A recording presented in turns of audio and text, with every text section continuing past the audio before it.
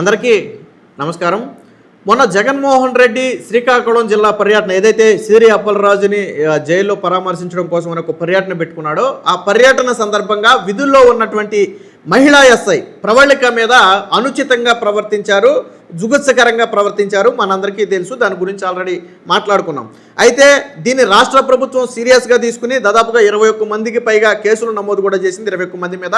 అందులో ప్రధానంగా చింతాడ రవికుమార్ ఎవరైతే అక్కడ ఇన్ఛార్జిగా ఉన్నాడో, ఆముదాల వలస ఇన్ఛార్జిగా ఉన్నాడో ఆయన పేరు మీద కేసు నమోదు చేసింది. ఎందుకంటే మొదట మహిళా ఎస్ఐ మీదకి దురుసుగా దూసుకుంటూ వెళ్ళిందే చింతాడ రవికుమార్. ఆ తరువాతే వైసీపీ శ్రేణులు రెచ్చిపోయారు.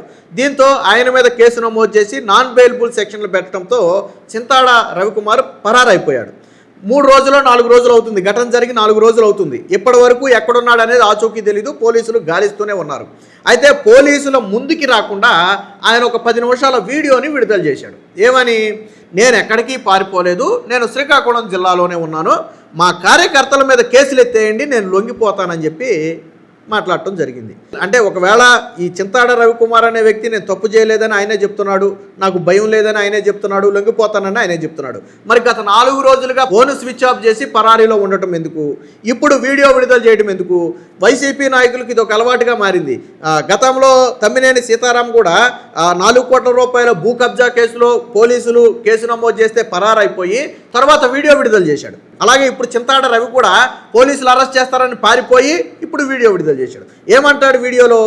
మేము ఎస్ఐ మీద దాడికి పాల్పడలేదు, ఆవిడ అనారోగ్యంతో బాధపడుతుంది, ఆ విషయం నాకు తెలుసు, గత 2 సంవత్సరాల నుంచి నాకు ఆవిడతో పరిచయం ఉంది, అనేక కేసులు సందర్భంగా ఆవిడతో నేను మాట్లాడాను, తెలిసి నేను పక్కకు రండి మేడం, మీ ఆరోగ్యం బాగాలేదు అని నేను తీసుకెళ్లే ప్రయత్నం చేశాను. ఇంతలో వైసీపీ కార్యకర్తలు జై జగన్ అని నినాదాలు చేయడంతో ఆ సౌండ్ తట్టుకోలేక ఆవిడ తలదించుకుంది తప్ప ఆవిడ మీద మేము దాడి చేయలేదు, మేము దాడి చేస్తున్నామని ఆవిడ తలదించుకోలేదు అని ఒక వ్యాఖ్య చేశాడు. ఒకసారి ముందుగా ఏం మాట్లాడాడో ఒకసారి వీడియోలో వినండి. ఆవిడ ఈ మధ్యన అనారోగ్యంతో కాస్త సఫర్ అయ్యారు. అక్కడ వేలాది మంది జనాలు వస్తుంటే నేను ఆవిడ దగ్గరికి వెళ్ళి, మేడం మీకు ఈ మధ్యన ఆరోగ్యం బాగోలేదు కదా, జనాలు అందరూ వచ్చి పడుతున్నారు, అందరూ వేలాదిగా వస్తున్నారు, మీరు అక్కడి నుండి వెళ్ళిపోండి మేడం, పక్కకు వెళ్ళిపోండి అని చెప్పేసి మేము పక్కకి తీసుకువెళ్తున్నాం. ఈలోగా ఏంటంటే వచ్చినటువంటి జనాలు స్లోగన్స్ రైట్ చేశారు. ఎక్కువ మంది జనాలు, వేలాది మంది జనాలు వచ్చేటప్పుడు ఏమవుతుంది, స్లోగన్స్ రైట్ చేశారు. రైట్ చేసేటప్పుడు జై జగన్ జై జగన్ అనే స్లోగన్స్ రైట్ చేసేటప్పుడు ఆవిడ ఏంటంటే ఇట్లా కొద్దిగా చెవులు మూసుకుంది ఆవిడ. ఇది యాక్చువల్ జరిగినటువంటి ఇష్యూ. సో విన్నారు కదా. సో ఆయన దాడి చేయలేదంట, ఆవిడ ఆరోగ్యం బాగాలేదు, ఆవిడకి గతంలో స్టంట్లు వేశారని ఆయనకు తెలుసు కాబట్టి పక్కకు తీసుకెళ్దామని వెళ్లే లోపు అక్కడ జై జగన్ అని వైసీపీ కార్యకర్తలు నినాదాలు చేస్తే చెవు మూసుకుందని చెప్పాడు. సో ఇది ఆయన చెప్పింది. ఇప్పుడు నేను ఒక విజువల్ చూపిస్తాను, ఒకసారి చూడండి.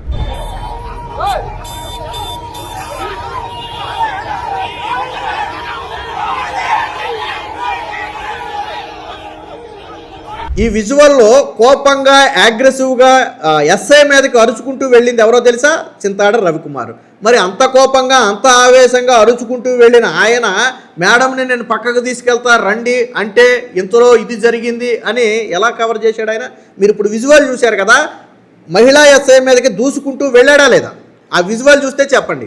అలాగే మహిళా ఎస్ఐ చుట్టూ వైసీపీ నాయకులు గుమ్ముగూడిపోతే ఆవిడ తలదించుకున్నదా లేదా ఒకసారి చూడండి. ఇంతలో వేరొక పోలీసులు వెంటనే వెళ్ళి ఆవిడకి ఆత్మరక్షణగా నిలబడి బయటకు తీసుకొచ్చారు. తీసుకురాకపోతే ఏం చేద్దరు?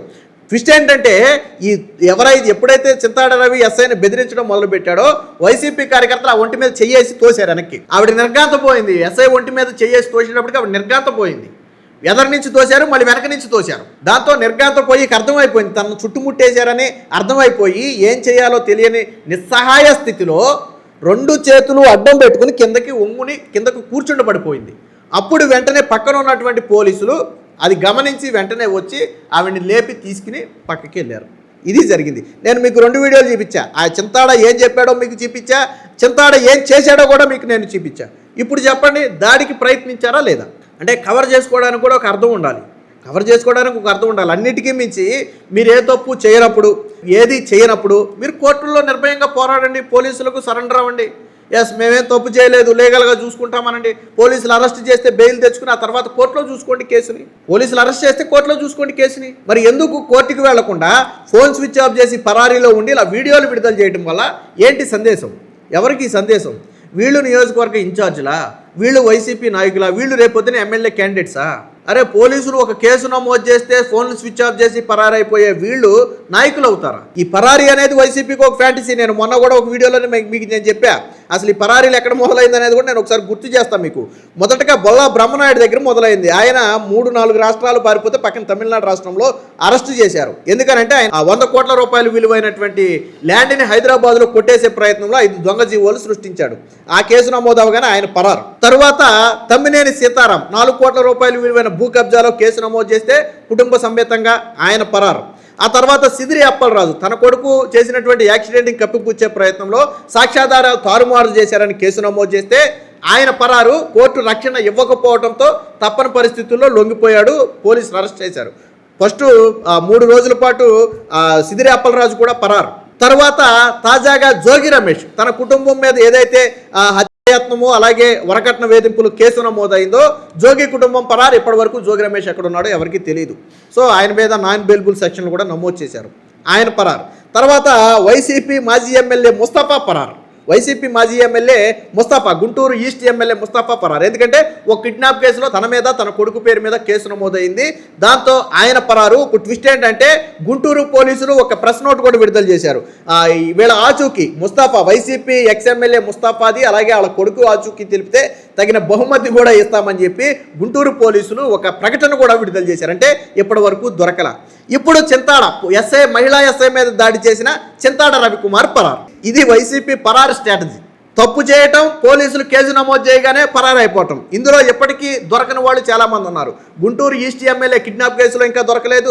చింతాడ మహిళా ఎస్ఐ మీద దాడి కేసులో ఇంకా దొరకలేదు. జోగి రమేష్ వరకట్న వేధింపు కేసులో ఇంకా జోగి రమేష్ కూడా దొరకలేదు. వీళ్ళు ఇంకా దొరకలేదు. వీళ్ళు ఇంకా పోలీసులకు దొరకలేదు. ఇప్పటికీ ఎక్కడ ఉన్నారో తెలియదు. ఫోన్లు స్విచ్ ఆఫ్. వీళ్ళు చేసే పనులు ఇవి. ఇప్పుడు చింతాడ కూడా అదే దారిలో వెళ్ళాడు. దాడి చేశాడు. మహిళా ఎస్ఐ మీద దాడి చేశాడు. ఒక 20-30 మంది మీద దాడి చేశారు. వాళ్ళు కేసు నమోదు చేశారు. 21 మంది మీద కేసు నమోదు చేశారు. వెంటనే పరారు. అంతే, కేసు నమోదు అవగానే పరారు. మళ్ళీ వీళ్ళు ఎక్కడికి వెళ్తారంటే కోర్టుకి వెళ్తారు. ముందస్తు బెయిల్ కోసం కోర్టుకి వెళ్తారు.